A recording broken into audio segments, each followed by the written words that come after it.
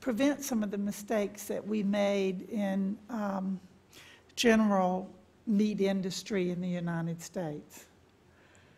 What are we doing different in aquaculture? I was shocked by 91% of our fish being exported and 61% being imported. And how can what is a local grown source for fish, like that would parallel those of us who like to buy meat that's locally raised and produced? Well, certainly, Kat, to do something? Yeah. Speak. Oh, yes. Catfish. I mean, catfish is produced in the southeastern United States. It is the biggest food fish production industry in the U.S. Other than that species, there are pocket industries. We have tilapia production going on in this country. We have some salmon production, and then we've got a variety of different farms trying to gear up to do things like yellow perch, sturgeon, hybrid striped bass. You know, there's a whole suite of different fishes. Proceed cautiously. I would say that we are overly cautious. We are not allowing the industry to develop. And if we were trying to develop a terrestrial agriculture industry today, I think it would see the same kind of pushback that aquaculture is. The fact is, most of our terrestrial food production industries have been in place for hundreds of years. And so they have been able to operate within the environment. Now we're trying to continue to grow what is really a fairly new industry. I mean, there's been aquaculture in this country since the 50s, but it's only really started to expand since, I would say, since the mid-70s or early 80s. So we've taken a very cautious approach, in fact, so cautious that we can't get started. I'd like to say that we need simply to choose the species that farm well. Unfortunately, a lot of the production, and I'm very impressed with the species that Kevin is talking about here, and these are species that adapt well to being in confinement. Unfortunately, we've sort of started down this path of being like, okay, what sells well, and then let's figure out how to farm it. And we now have, the USDA is considering allowing the first genetically modified feed animal in the form of a farm salmon to be allowed. And I just don't think, while I'm not anti-GMO, that's like saying you're anti-science. I'm I think we should basically have a very precautionary principle on that. However, I don't believe that we should use GMOs to cover up for our hubris.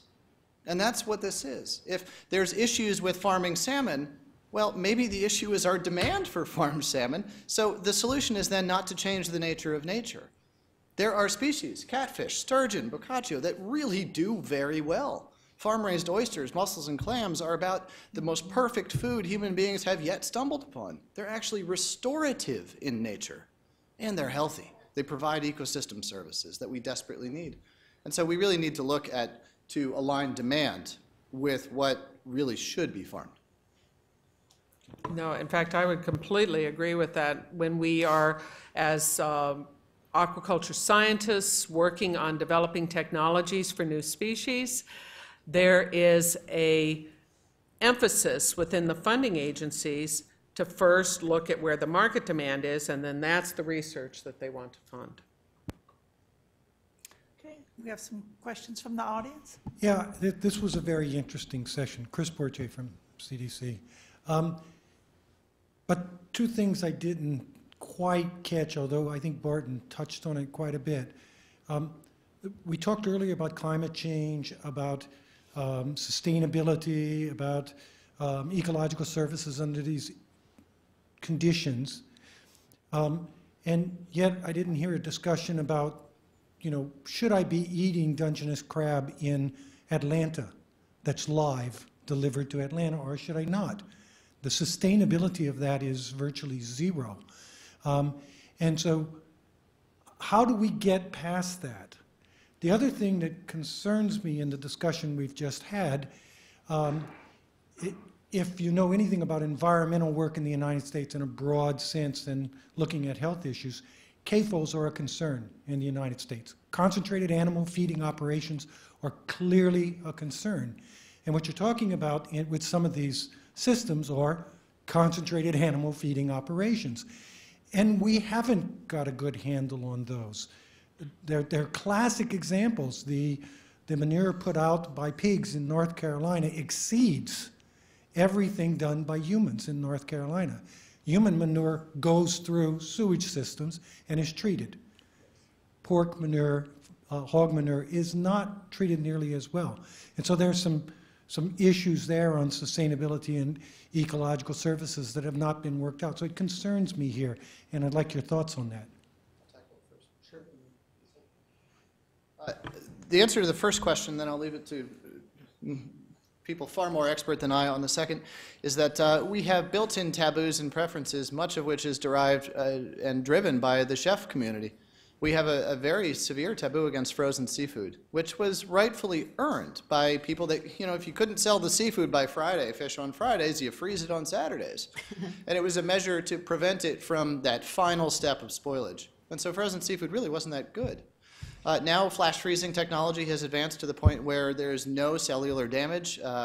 Many of these species that are caught and then processed, frozen very quickly, are frozen within literally hours of being caught. And so sometimes even pre-rigor stage. And so you have a locking in of freshness.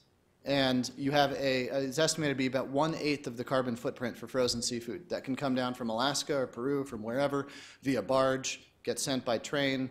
Once something is frozen, it takes very little energy to keep it frozen. And it takes a lot less energy to then ship it. And so there's great benefits to that. There's a cost benefit to consumers. It's not sitting in your fridge rotting, waiting, you know, making you use it. It's there just waiting for you. Canned fish the same. And so I think that there's another cultural shift here, you know, speaking to my behavioral shifts, that we need to acknowledge what are the better systematic approaches to sustainability, as well as acknowledging the production aspects. Let me speak to the issue of should you eat the Dungeness crab? And drivers in society. I think you're starting to see not only McDonald's care about sustainability, but you're seeing obviously Whole Foods. But you also now have Walmart, and Walmart is only using MSC certified seafood. That is their new goal. And so the issue then is what should you be eating? And I would say you should be eating things that are certifiably sustainable. Again, following what Barton said, I think if you keep the carbon fingerprint low, you're fine if it's frozen Alaska salmon, which is doing quite well in some areas.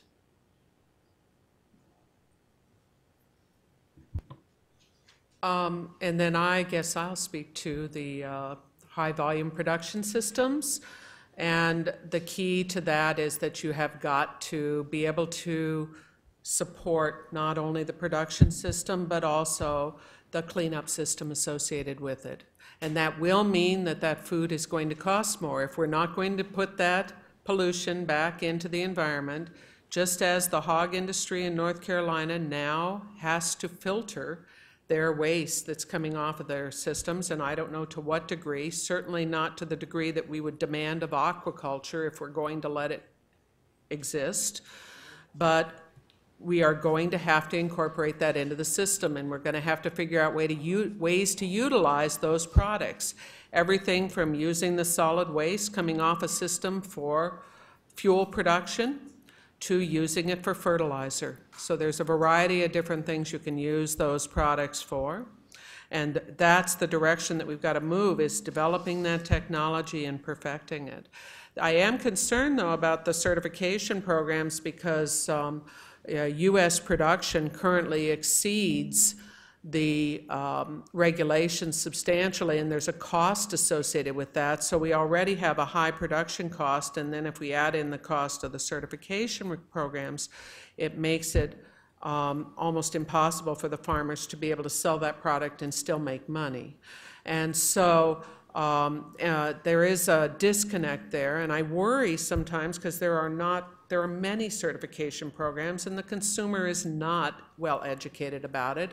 And when I've had a long argument with a group that imports pompano from Indonesia, and they tell me that their product is certified by 3 different groups, and I have to shake my head because I know exactly what kind of production they're doing, and it has absolutely no relevance compared to what we would want people to do here.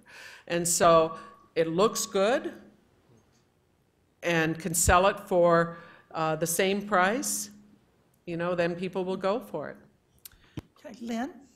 Hi, yeah, so one of the things I was curious about, and you know, in terms of the idea of trying to farm fish and fish like salmon, some of what I've read would indicate that one of the important variables is what you're actually feeding the fish, and that at least in some cases, to produce a pound of fish to eat, you're using many other pounds of fish as fish feed, and that it may not be, in some cases, the best way to deliver fish protein and omegas and all the other good things about fish to people if it's that inefficient. And you know, much as we've heard the argument with beef, that a lot of plant protein goes into producing a pound of beef protein, and there are a lot of people, and that goes back to Cynthia's point, there are a lot of people in the world that need fish, and if we sign this, we doctors are saying everybody should have a little bit every week. That's basically what the Institute of Medicine said. Everybody should have a little bit of fish in their diet every single week. Well, that's very hard to do if we don't have enough in the U.S. in the first place. We're the richest country in the world. And then if we're going to be using a lot of fish just to grow nicer fish in farms, I don't know if that's really even just seems ethical in terms of the situation globally. Well, I would say the good news is that the numbers are changing. The amount of poundage of fish required to feed salmon has gone down, and they are now saying that it is less than 1 pound of fish to feed, to grow a pound of fish. And the reason that that's happened is because there's been a huge amount of research over the past, I think probably 10 years, looking at alternative feed ingredients, trying to focus on what kind of alternative protein resources we can use. So it's not my area of expertise, but according to the experts from NOAA and other areas, those numbers are changing and we're moving in the right direction. And also fish is one of the most efficient converters of protein into pound for pound. So it is getting better, but it's certainly an area that needs further research. So I'm going to ask the question about how well managed our fisheries are, because my impression from the lobstermen of Maine or the shrimpers of the Gulf or the crab boats in Alaska, these are fiercely independent, entrepreneurish, small businessmen, and that's the communities that they come from. So if we manage our fisheries well, I think you said that earlier, Cynthia, how are the communities surviving that depend on those fisheries? Less well. Less well. We've instituted with the last reauthorization of Magnuson-Stevens annual catch limits, and the councils and National Marine Fisheries Service are trying to deal with that. I think you're going to see the councils going to longer term rather than a year by year approach. The problem with that is each and every year you're telling the fishermen what they can catch in the next year, and so it can be a very up and down cycle. Where if you do something like a 3-year running average, you smooth out those bumps a little bit for them. The other thing is, it was brought up in one of the, I think Barton talked about what we call overcapitalization of the U.S. fishery.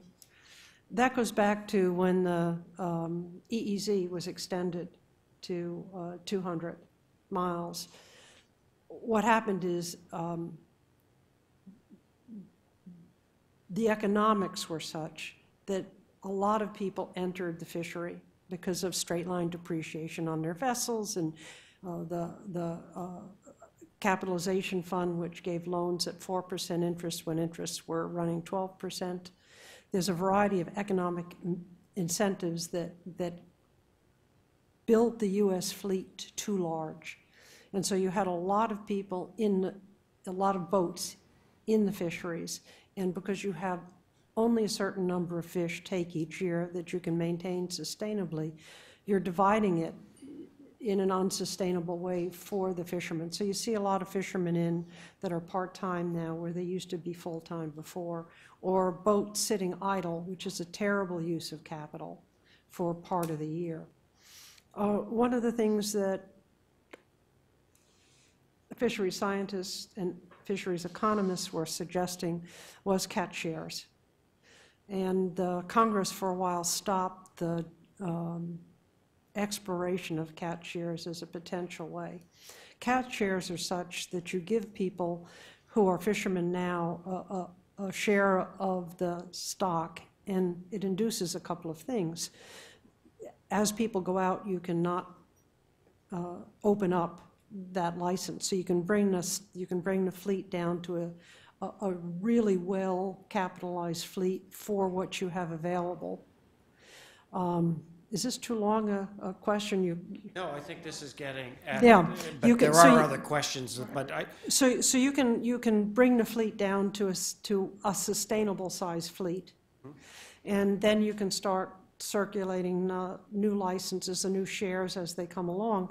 The other thing is, because you now don't have an open, the tragedy is not so much in the commons as it sits in the open access to the commons. And so what you're doing is you're taking and you're restricting access so that the people who have a catch share now have an investment in using that fishery in the most productive way possible. are there good examples? This is a change of culture for these families. Oh, I think there are some good examples. I think the problem, a lot of good examples. I think the problem sits for me, and this is this is not me as an SSC member of the Mid-Atlantic Council. This is personal. I have a problem with catch shares accumulating, the value of catch shares accumulating to the owner, when in fact it's a public trust. And so I'm much more for when somebody goes out of the business, that catch share reverts back to the public trust and it's done by a lottery or something like that, so that the value accrues to society. Another issue entirely, it's only my opinion, I may be wrong, wouldn't be the first time. Okay. But I think you can get sustainability that way when you do potentially catch shares and you control access. So I think we have about maybe 5 or 6 more minutes, maybe 2 more questions. Okay.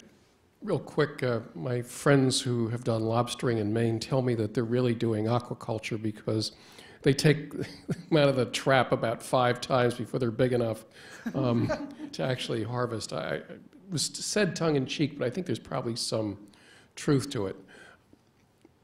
It seems like 50% of the fish protein essentially being thrown away. If the whole fish, the round, I like that word, the round is 50% of that's ultimately used for sale. What happens? Do we do anything with the other 50%? I use it for fish stock. Yeah, absolutely. But then Eric is a buddy of mine at Whole Foods, and that tells you where I sit. No, not necessarily. Industrially, typically not. It depends on what the fishery is. Clearly, the Menhaden fishery, everything is used because it's a reduction fishery. But a lot of the U.S. fishery is not large vessels. They're small vessels that are owned by a captain and may have a crew of 2 or 3. So, and particularly in some of the troubled areas in the Northeast, where you have a long-term history of fisheries in small boats with day boats. So, less so for that because there isn't a real economy to do that. They don't have an economy of scale.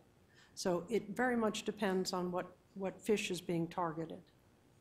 I'd like to add to that very quickly, which is not only is 50% of the the primary productivity of each fish, that represented by each fish being wasted there.